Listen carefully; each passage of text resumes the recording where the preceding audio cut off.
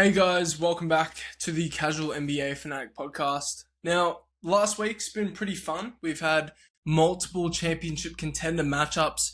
Obviously, we had Cleveland, Detroit, OKC, Detroit, San Antonio, Detroit.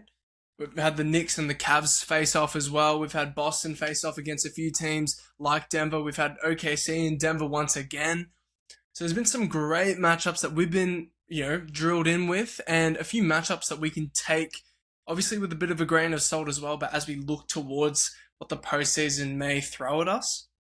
But a video that I released last week, which I wanted to kind of cover, is just a bit of a fun topic. Again, we are in the mid-season trough of the NBA right now, but I want to go through what I think to believe are the three most underrated MVPs of the 21st century. Now, with this one, I just listed my three straight off the bat, and it really isn't in order, but more or less, I think it's pretty easy to make up the order as you go. When we talk about underrated, we're kind of just talking about overlooked, understated, or where a lot of criticism is thrown at that MVP award winner. People thinking they didn't deserve it for their time. And I think there's one MVP that will stick directly in your mind when you think about the NBA media around 21st century MVPs, on who you think was very much disrespected for winning that award. And then there's someone in here I believe didn't get enough credit for just how dominant he was in that year.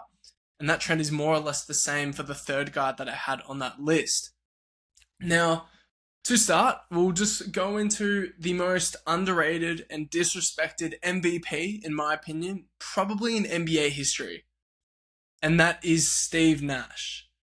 Now, when we talk about Steve Nash, a lot of people who probably didn't get to witness him play, and I wasn't alive to watch him play, but I've watched a ton of film of Steve Nash back in his time as well, and I can see the impact that he brought in such a suffocated posts era in the NBA.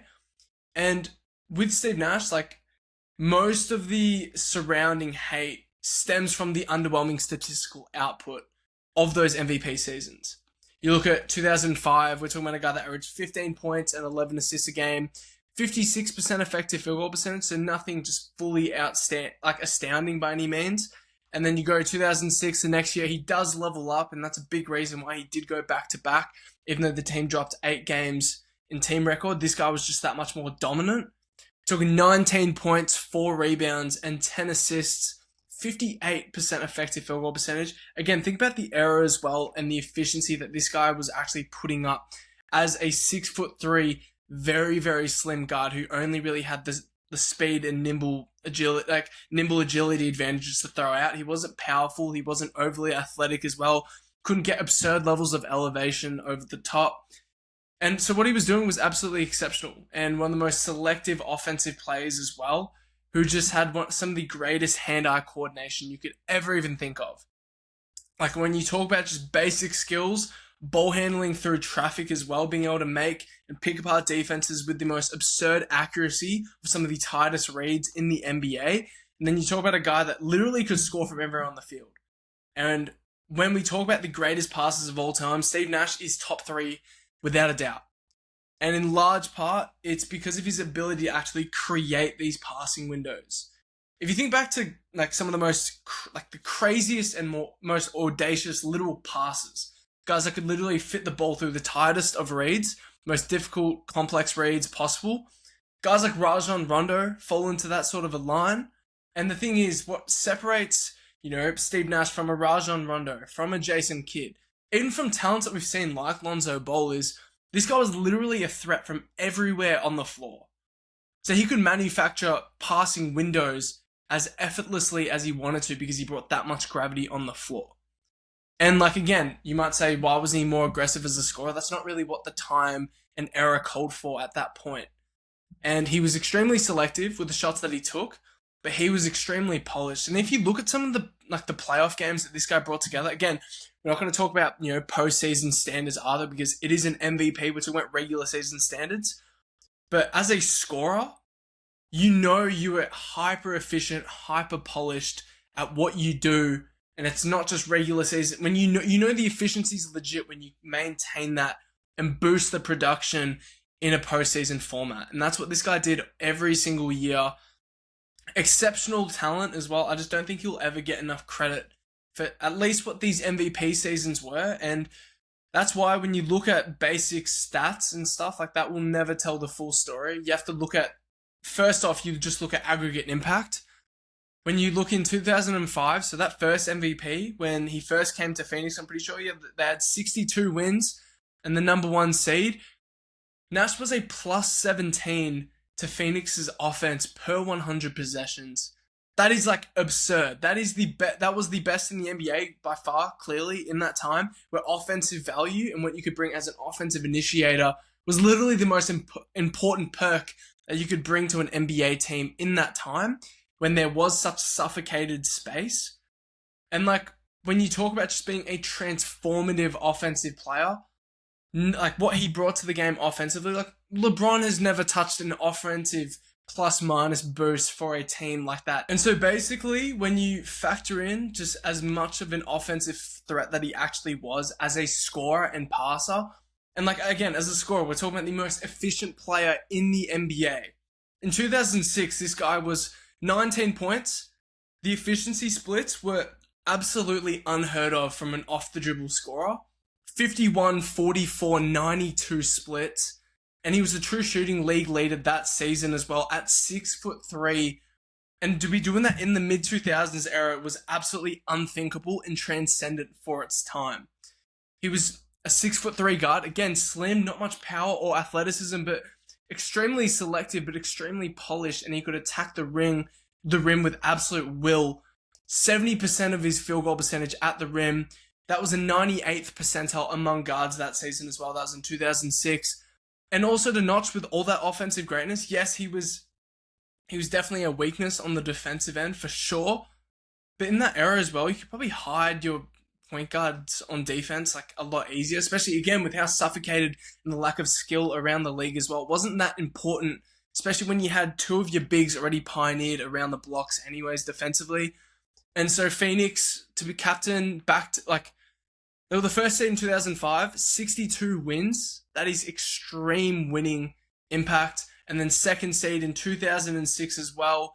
But then also just back-to-back number one offenses. That's what made this Phoenix team just so exceptional, is their offense. And it was really, truly quarterbacked by Steve Nash, their offensive magician. One of the greatest offensive players the NBA has ever seen.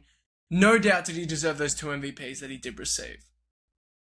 Now, moving on to our second guy. This is, again, I think underrated in terms of I don't think he got enough respect for just how much, like just how amazing and exceptional this dude was in his MVP year. And I've got Kevin Garnett here. We obviously talk about the 2004 MVP season. 24 points, 14 rebounds, 5 assists, 4 stocks a game. He led the league in total points scored. He was the field goals made average leader as well. So he put the ball in the hoop more times than most players, than any other player in the league. Rebounding leader, all defensive first team. He was the leader in terms of the advanced stats. Leader in PER, win shares, box plus minus, and value over replacement player. So absolutely dominated the league at this point in time.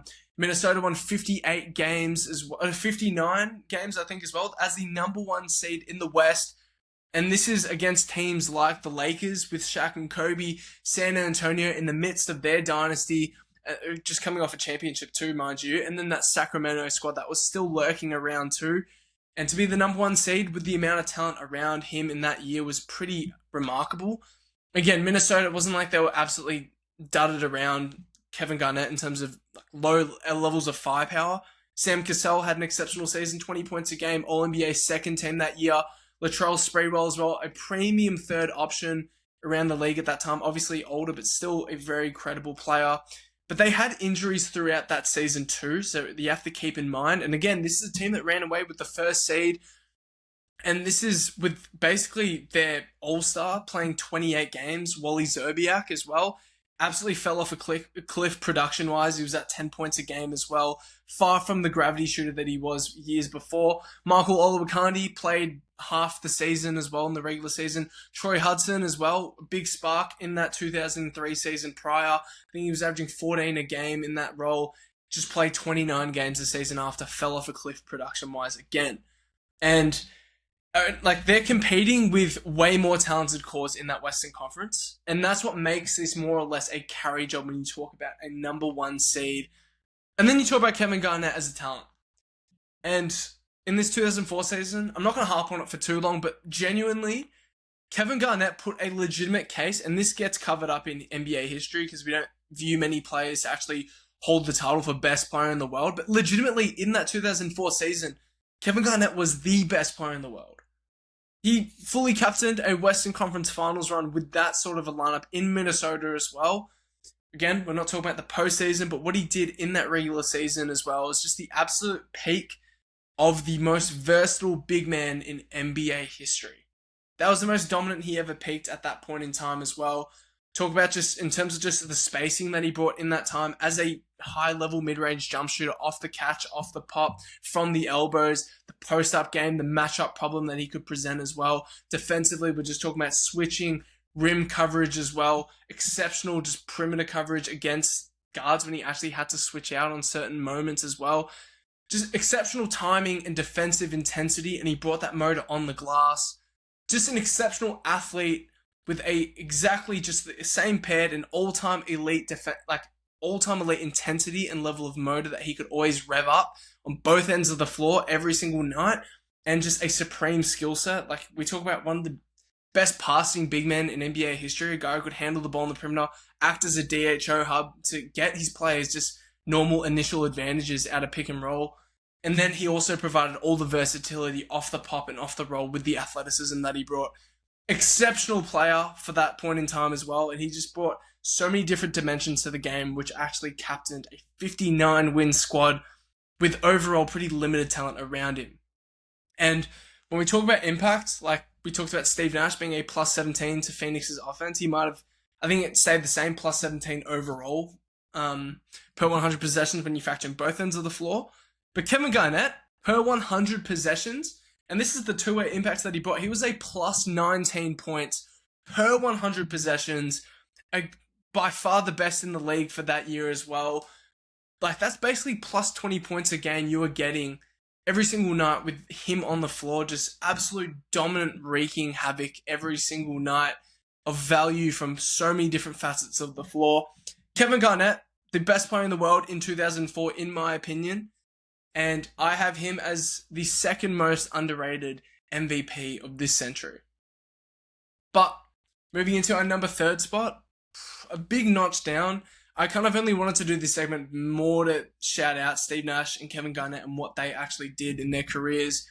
But KD, again, compared to Nash and Garnett, not as impactful from a team standpoint. And I'll just say this, I was thinking about having 2015 Steph Curry, so Steph's first MVP season, which I think goes under the covers a little bit. And probably not as impactful from a team standpoint as that one, as Steph Curry's first MVP either. But the individual peak that Kevin Durant hit this year was exceptional. Again, second best player in the world. Obviously, LeBron James was in the heat of his prime, like from a physical and athletic standpoint in Miami. So it was going to overtake the throne there. And I know LeBron James had a massive signature win in that regular season against KD. But for this OKC team, with Russell Westbrook playing just 46 games, he somehow still led a top 3 net rating squad in the NBA. And we know this OKC team held their hat on their defensive prowess, defensive intensity, but KD just floated their offense enough for them to still notch 59 wins in the second seed. Actually pretty reminiscent to what SGA kind of contributes to this Oklahoma City Thunder mold. Obviously not as great as what SGA was able to do last year from a team impact standpoint and a team success standpoint, but 59 wins is far from any joke. And offensively, they were just so limited, especially without Russ out of that lineup and what KD was able to do. Like, this might have been the peak of just scoring in general. 2014 Kevin Durant. Talk about just pure 3-level scoring mastery. And this is KD at his most athletic and his most explosive and his most aggressive form that we've ever seen him in. And he was just an insane matchup problem, just at the peak of his powers.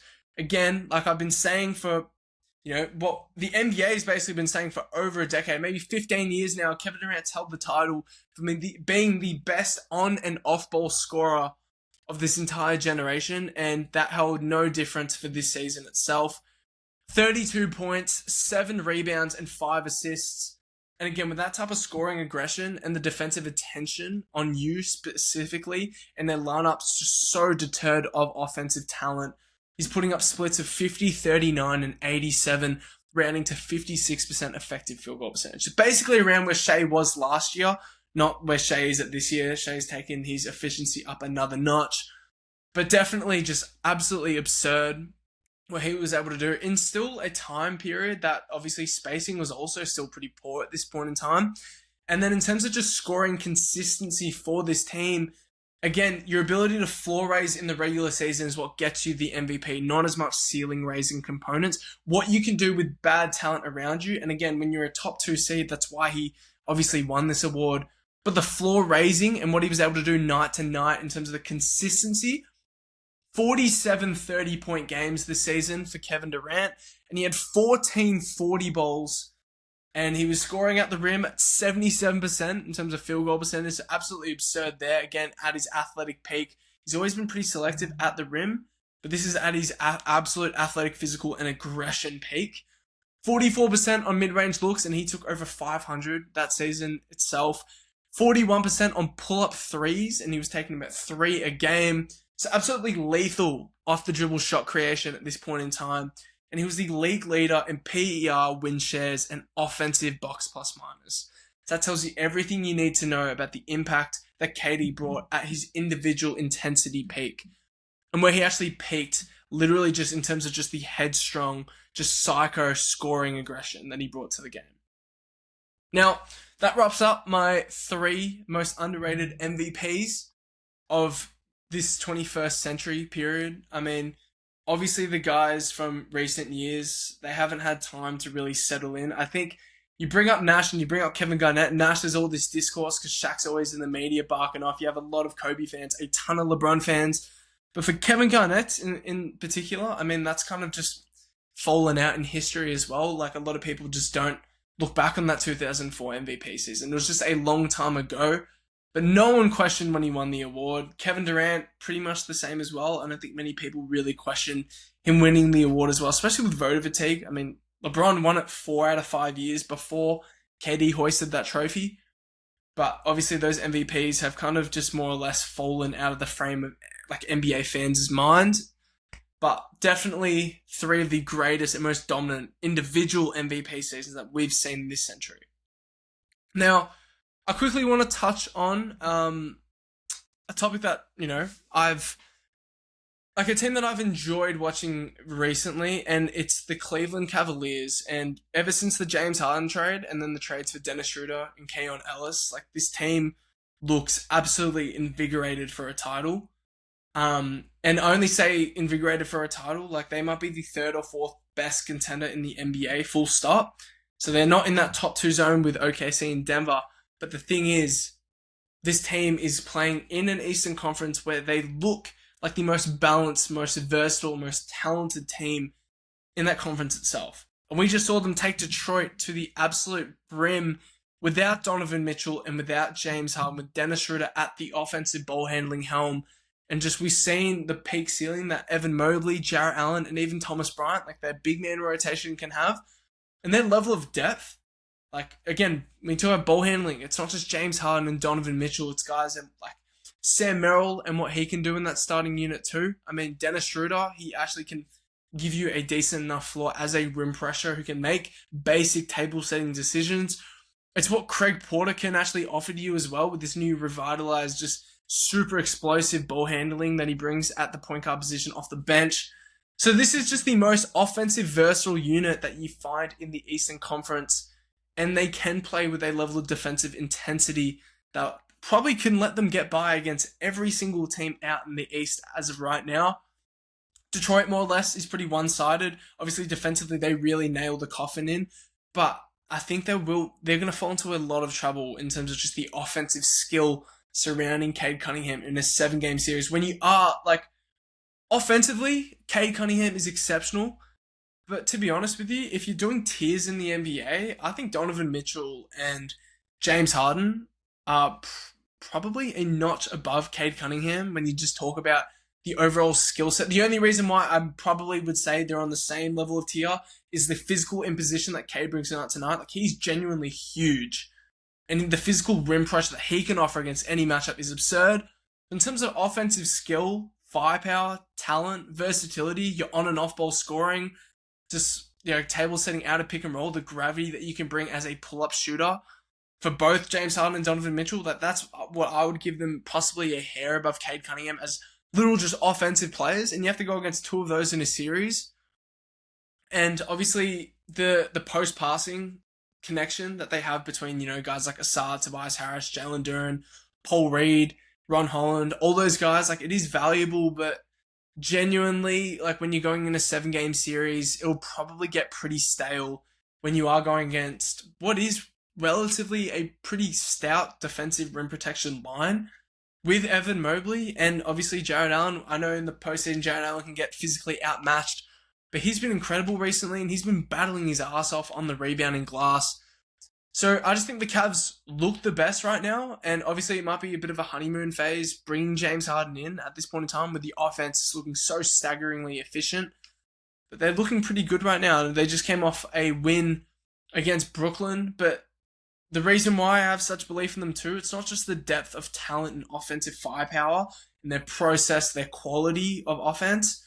It's also just the 1A, Donovan Mitchell. And when you look at the East, the contenders, the 1As going around, Jaylen Brown, Jalen Brunson, Cade Cunningham, Donovan Mitchell, and if you want to add Philly and Toronto in there, it's Tyrese Maxey. And then offensively, it is Brandon Ingram for Toronto, and you can shift space with Scotty as well, or Emmanuel quickly. To me, Donovan Mitchell might be the best out of that group. Heading into the season, I would have said Brunson, but Donovan Mitchell might be the best out of that group. If not, Cade Cunningham has been the best overall, especially what he can bring defensively. But your offensive juice as a 1A is the most important trait that you can bring, and this guy's brought it all year. In terms of floor raising for a team that has been pretty dulled with overall ball handling talent before the Harden trade went down with Garland's injuries, 28 points, 4 rebounds, and 6 assists on a mightily efficient 57% effective field goal percentage. This guy's been absolutely killing it right now. Obviously, he's had a bit of a lull stretch from the All-Star break, but no doubt he's going to be invigorated. In every postseason, he levels up the production to an absurd amount. He still scores the ball very, very efficiently because he is rim pressure focused. But the shot quality of this guy is absurd. I've talked about it for a few weeks, but this guy's absolutely amazing. And as a 1A option, you have to believe in someone like him when you are going against guys like Cade Cunningham and Jalen Brunson. Mitchell's playoff experience at least matches anyone out in the Eastern Conference at that top tier, or if not outmatches that. He's been in the postseason basically every year of his career. And so what he's been doing this season is amazing. So again, the excellence of Donovan Mitchell is a big reason why I believe the Cavs are my favorite out East currently.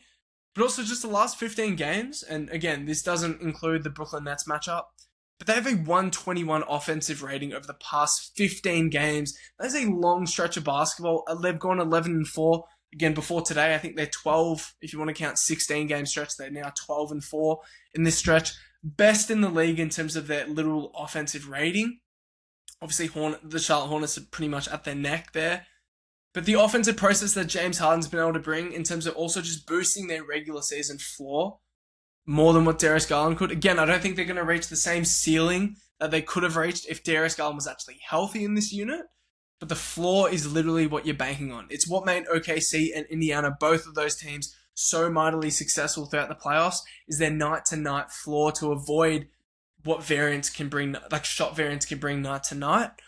And again, James Harden in this unit, and this is a stat I pulled yesterday, again, not including today's matchup against Brooklyn, but he's been a plus 10 to Cleveland's offense per 100 possessions, according to Clean the Glass. That is exceptional right now, as well as just a shoe-in fit. They're surrounding him with guys that perfectly complement what he can do as one of the best table setters the game has ever seen. Jared Allen, spoken about him before, 19 points and 10 rebounds over his last 15 games. He's been absolutely killing it with activity as well and just playing off of the new set of guards that they have between Schröder and James Harden, and he's attacking the glass so much more. I think Tim Legler pointed it out in the Detroit broadcast, but you literally don't need to run actions for Jared Allen. he's just always going to find his way to actually contribute and produce on the margins because plays with so much intensity in the regular season. You've got to hope that maintains at the postseason, obviously. But year by year, this guy's getting more experience as well as a star level center in this league. Obviously, Keon Ellis has been pretty average from offensively beyond the 3-point line. But what Dennis and Keon can bring as a point of attack defensive line fit off the bench, you got to really enjoy watching that. And they've just fully shifted the defensive dynamic of this team as they project to the postseason. Again, you trade away Darius Garland, you trade away DeAndre Hunter, and you bring back Keon Ellis and Dennis Schröder. Makes a world of difference in terms of just hassling players with ball pressure at the point of attack. And again, that raises your night-to-night floor. That raises your margin because you're just making players more and more uncomfortable throughout 7-game series. Those guys are just incredible competitors. Absolutely love this team. And then again, Sam Merrill, amazing player as well. Don't need to shout him out too much. But Jalen Tyson, one of the best role players going around right now. One of the best connective pieces on the defensive end, on the perimeter. But also, again, offensively, what this guy's doing. 13 points, 5 rebounds, and he's making 46% of his threes. One of the best role players in basketball, full stop. So basically, after that rant, this Cavs team is my favorite team out east. Just wanted to cement that. We've seen them just play some absolutely exceptional basketball recently. And I think from their star talent to their overall balanced versatility on both ends of the floor as well, the different looks that they can throw out, that they can throw out Mobley at the 5 units, and he's going to have his way against most centers as well. I just think the gravity that also Evan Mobley can bring as a vertical spacer, as a popper, he was so confident in that Detroit game as well from beyond the arc. So in terms of just the versatility of the units that they can run, but also just the level of depth that they have, the coaching from Kenny Atkinson, I mean, this team, to me, just poses as the biggest threat to anyone in the Eastern Conference in terms of, again, surviving 4 rounds of the playoffs. Now, I've spoken about how, New York might actually be a more playoff resilient team than a team like Detroit. But if Detroit and New York were to play in a playoff series, Detroit would absolutely steal New York's lunch money and throw them probably down the drain to nearly questioning if they go to a rebuilding stage. But obviously, even New York's got a bit more offensive skill and just overall versatility as a unit than Detroit, and that makes them pretty equal contenders in my eyes. But Cleveland just outmatches what New York can do in terms of the versatility when you throw in the defensive anchorage that they have with their rim protection units. And then against a team like Detroit, we're just talking leaps and bounds of a difference in terms of just your offensive firepower, which I believe raises your floor so much. And in a postseason where defense is really engaged, you don't know what the coaching of Mike Brown's going to look like for New York come postseason time. I just think Cleveland look like the best out east. And after the trades, after they cement and get even more momentum and chemistry behind them, Max Strus is going to come back too. This team is going to look like an absolute monster. And they'll probably return as the 3rd best contender in the NBA full stop, like what I had them as before the season started. Now, I appreciate you guys for listening to that one. I'm going to come back with another episode with another fun topic in a few days' time. I appreciate you guys for tuning into that one, and I'll catch you guys in the next one.